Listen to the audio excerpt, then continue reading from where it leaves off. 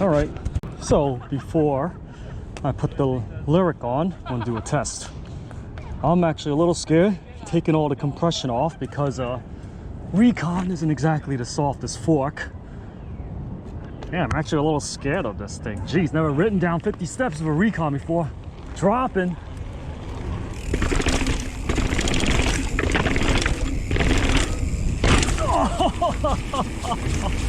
That was so rough. I felt like my elbows were gonna break when I landed that hook to flat. Ouch. And I didn't reset the ring, but let's see if I bottomed it out or not. Let's try it again. Never mind. I just flattened this wheel. No way. Oh shit. All right, gotta reseal it. So I couldn't do a round 2 due to unforeseen circumstances. See where the dent is. I know exactly where this dent came from too. It came from when the last hook to flat. That sucks. Now I have to straighten this wheel out, and I'm gonna give him an insert as a, I'm sorry I dented your wheel, but this will also protect the back wheel when we go to Mountain Creek, when we fly down the tech trails. And this also proves that it's not just the way to ride, it's how fast you charge that you can like mess stuff up on a bike. We found the next weak point on this bike. We're gonna nip them all in the bud, and then this bike will be ready to send. So in the process of upgrading my friend's Ragley with a Lyrik Ultimate, whoever built the original bike with the Recon RL cut the steer tube way too short. So now I've measured it compared to mine, and now it's gonna have a lot more flexibility. Also, the head tube on the Ragley is 20 millimeters longer than the one on the Kona. I prefer to use this, which is a saw guide, over the pipe cutter, because this you can also cut handlebars with, and it does a way cleaner cut with way less burrs.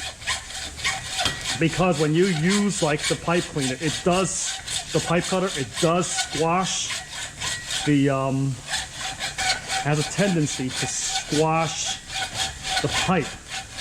Whereas with this, it's a lot cleaner and you don't have to worry about, like, you still have to file the edges, but it's not as bad. Done.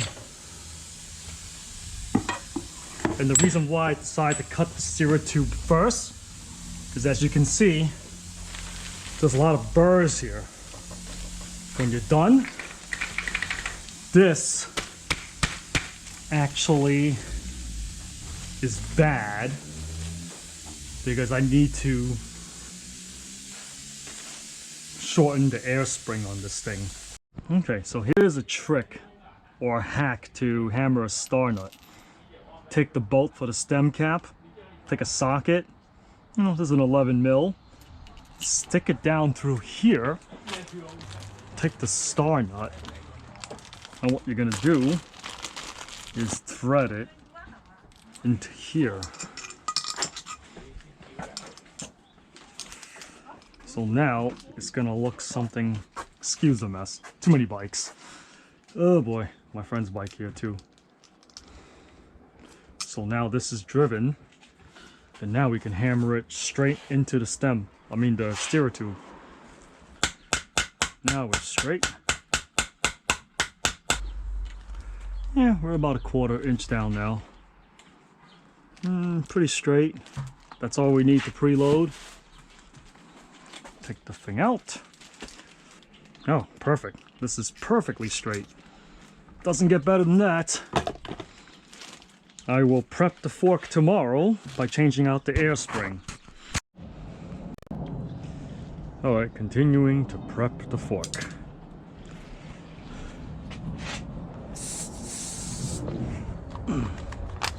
It's definitely air in the negative air spring for sure. It's getting sucked up. Okay, let's open it all the way.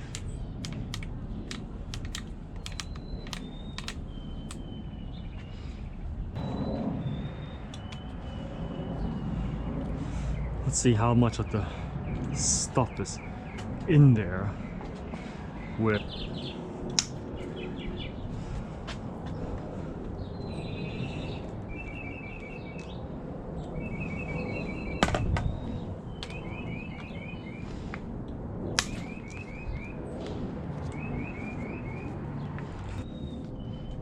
need to break the seal, and it is going to get messy when that happens.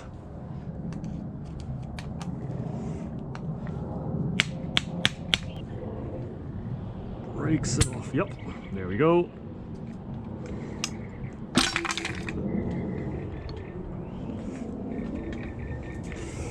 There's no oil in here.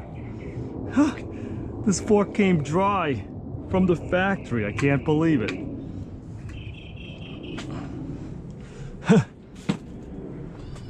This thing came bone dry from the factory. This is why, if you have the capability to do it, you should always try. This is why you're able to do it. Try to do this yourself.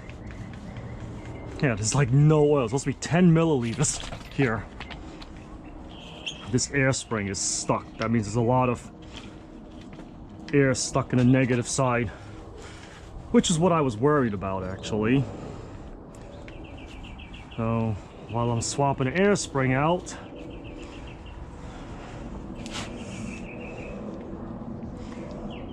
this is gonna be hard because I got to ramrod this thing through.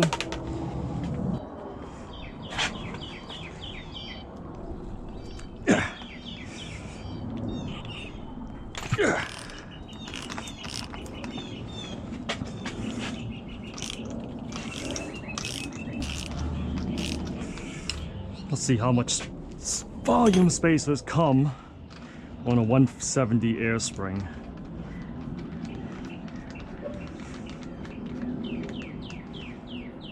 1, perfect. So I'm gonna run 3. That's my go-to setup. He wants to mimic my setup with a lot of progression. Goes perfect. Because 1 just doesn't ramp up enough. Snap ring pliers. Now when you do the snap ring, you have to be careful because it needs to be shaped. The chamfered edge, which is the pointy edge, needs to be on the top. Ordinarily, this should pop right out, but this is not. There's so much. I'm assuming there's gonna be a ton of grease in the transfer port. God, how am I gonna get this air spring out? Oh God, it's gonna shoot out when I push it down and break the seal. Ugh. It always does this. Oh, okay. So why does it do this? It's because from the factory, they over greased the crap out of this. Oh my God, there's so much grease in there. And you can actually, so we gotta clean this up. It's way over greased. The grease actually blocks the transfer port on the negative air spring. So let me grab a fresh rag, clean out the excessive amount of grease.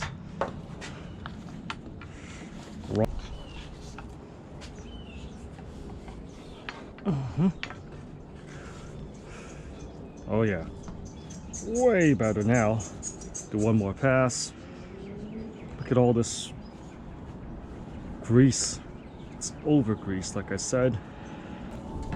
Yeah, I see the transfer port. Let's see if the transfer port is completely clear. After this, looks clear. Don't know how well you can see it because it's not actually lined up with what my eye is seeing. I thought this fork came with the C1 air spring, but it doesn't. See, it came with the old one. So I am putting a 150 in with the new C spring. This is the B spring. I held off on putting the C-spring in because, from what Zeb Stott says on one of the mountain bike tests, they reduced the volume with the negative air chamber, and by doing that, it actually reduces its ability to track the ground, which is what the Lyrik was really known for. So I resisted doing it, but I ended up biting the bullet and getting a C-spring myself. I did not ride it yet. I only got it for now to try to modernize or keep my fork up to date, because let me lube this up, because the 2022 models are coming out and it's completely new from the ground up. Nothing from these gens of Lyriks will be cross compatible, so that's kind of bummed, especially my friend. We just spent all this money on a brand new Lyrik and it's already outdated, so might as well upgrade it to 2022 specs. I mean 2021 spec, so it's not completely outdated. Put this in, put this in.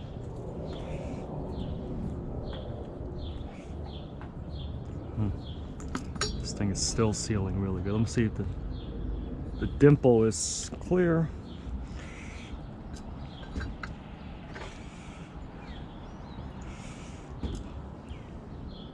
Put it this way then.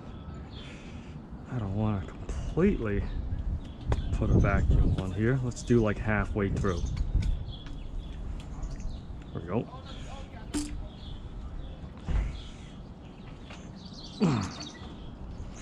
Put the C-clip back in. Sharp punched edge first.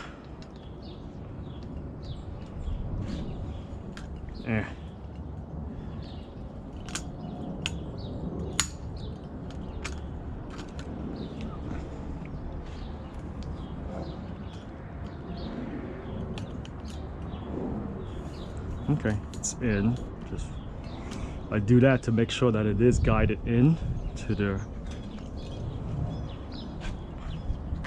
back into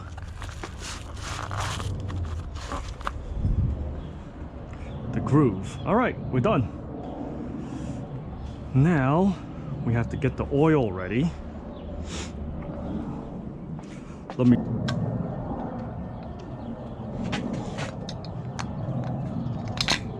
There we go.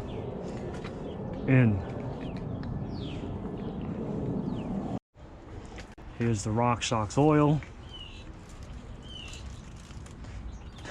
That fork was completely dry, overlubed on the stanchions. So 10 mil, which is this entire syringe. Inject it into one leg.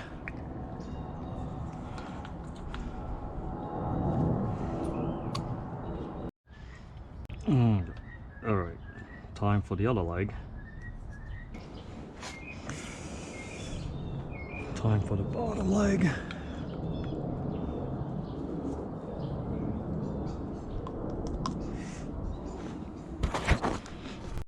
All right, so now push down the legs till you can see all the threads coming through. This is the rebound adjuster. Here is the air spring. Torque values are 8 Newton meters. Here's my torque wrench. And yes, this will leak even with new seals. It's just the way these things are. So that's why it is wise to do, hold on. There we go, that's 8 Newton meters. That's why it is wise to do a 50-hour service, because you'll probably have no oil in these legs. And it's crazy that this is brand new out of the box. There was nothing in there already. So I just upped the performance by a lot right out of the box. Double check, that's good. By cleaning out the transfer port, putting the new air spring, and putting oil back in the lowers. Put the rebound dial back in. This is the tricky thing because it's got to be at a particular height or else the adjuster won't work and you'll rip out this thread. Oh, this is a little tight, so it's not in the right height. It's got to have just enough where, nope, not right. Nope. Yeah, you would think something as trivial as putting a cap on.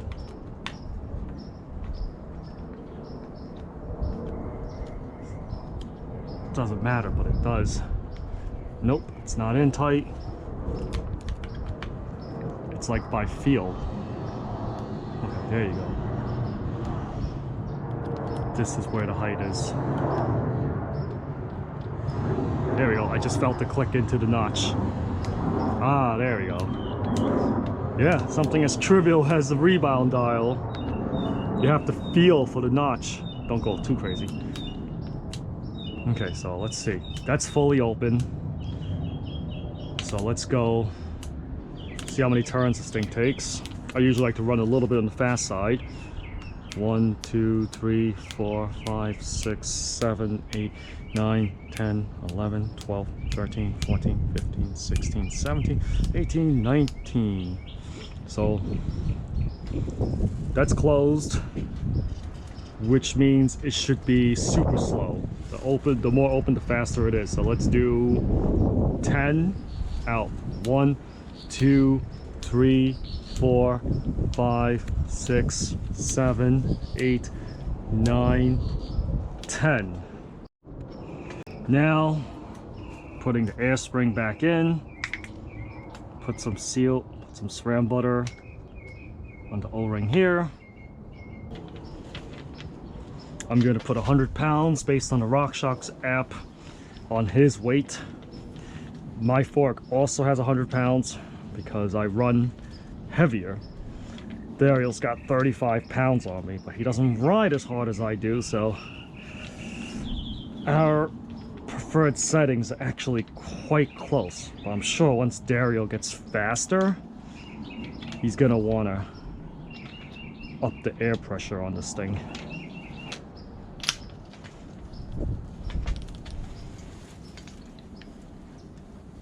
Okay, that's good. And the fork is pretty much prepped. All that's left is putting in the air pressure, which I can't do until I put the fork on the bike itself, because I need to cycle the fork up and down while I put the air pressure in so that it will equalize the positive and negative air spring together.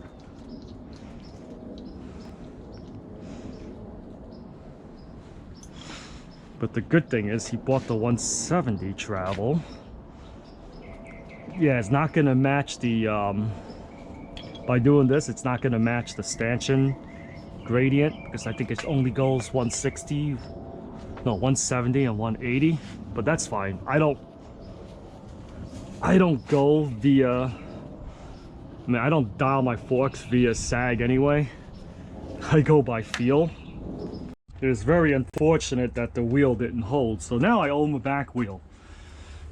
But that is just the cost when you send it, I guess. But look at the difference in the forks, in the beef and the stanchions. See, the Recon always looked kind of cheap because for whatever reason they couldn't coat the stanchions good enough, so they always look like they're rubbing off, even when they're brand new. Just got to swap over certain parts over, and this thing is gonna be all set. Time to transfer the Crown Race. The previous owner got a really nice one. Cane Creek got a really good headset here.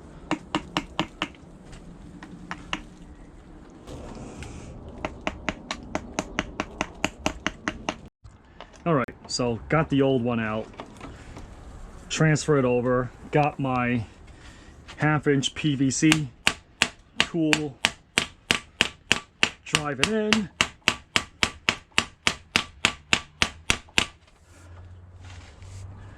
Stick out a little more.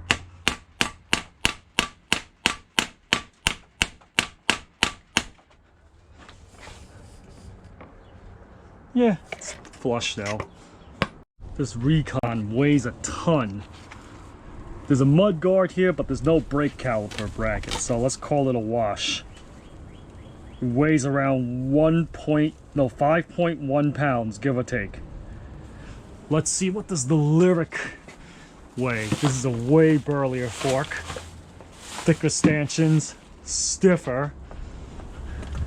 This one has a brake caliper bolt on there. Hold on. Let's see, what does this one weigh?